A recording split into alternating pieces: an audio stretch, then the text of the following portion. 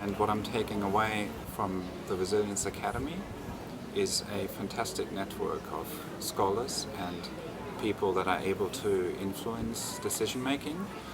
So I pledge to promote the work of the Academy within my organization, the Stockholm Environment Institute, and our research and boundary partners, and to create opportunities to work together on publications and project proposals in the future.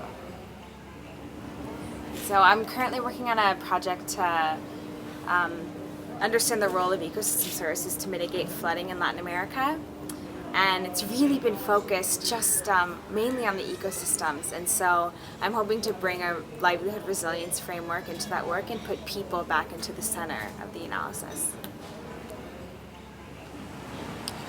When I return to my home country, I pledge to put on a third Resilience Academy. I pledge to be more self-reflexive in my own work. I pledge to connect my students with some of the issues that we've been discussing here. And I pledge to have more fun when I'm not working.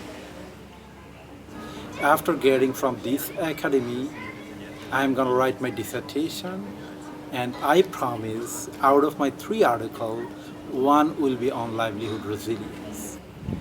My pledge for the future is to create a kinder world, starting with myself. I pledge that after returning from the Resilience Academy here in Germany, that I will speak to colleagues from different universities from around Australia and those that have observer status at the UNFCCC COPs, that we will come together and work on a draft text to submit as observers.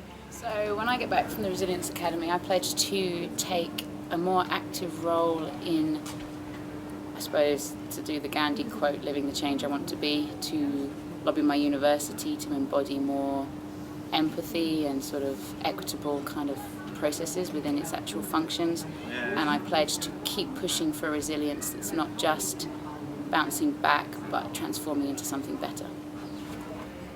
I hope both to learn more about livelihood resilience and trying to spread the word through the GBK project.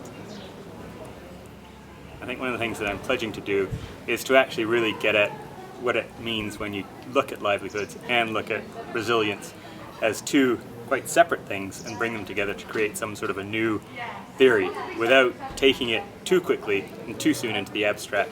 I think one of the ways that I'm going to do that is through pledging to write this paper with Frank and Diana and anyone else that's interested in this question to really get at the heart of how we can use systems thinking and ecology to come up with some really powerful theoretical and methodological tools.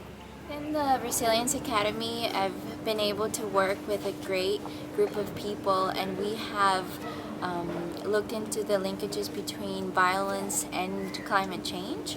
And I hope to bring that back to the university with the university officials and also with the policymakers.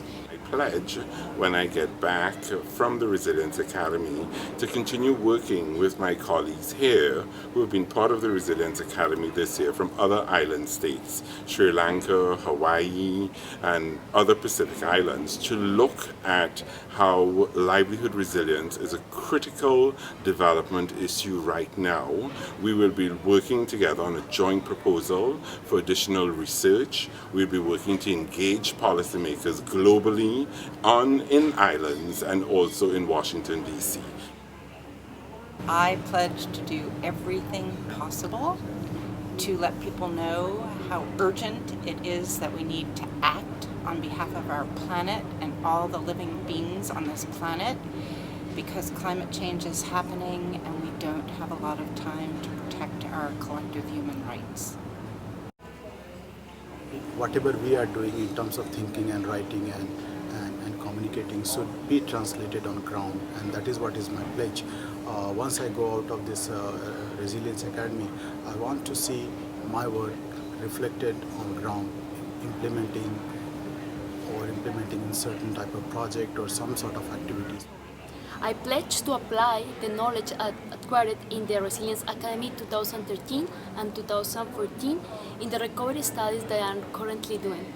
And I also pledge to contribute with the generation of spatial indicators to monitor and assess resilience during the recovery process. Pledge to go forward from here and give the results of the work that we've done, share it with policymakers in Bangladesh, where we are based, as well as with the least developed countries negotiators with whom I work as an advisor. And in particular, I also pledge to stay in touch with each and every member of the Resilience Academy and treat them as friends and alumni of ICAD.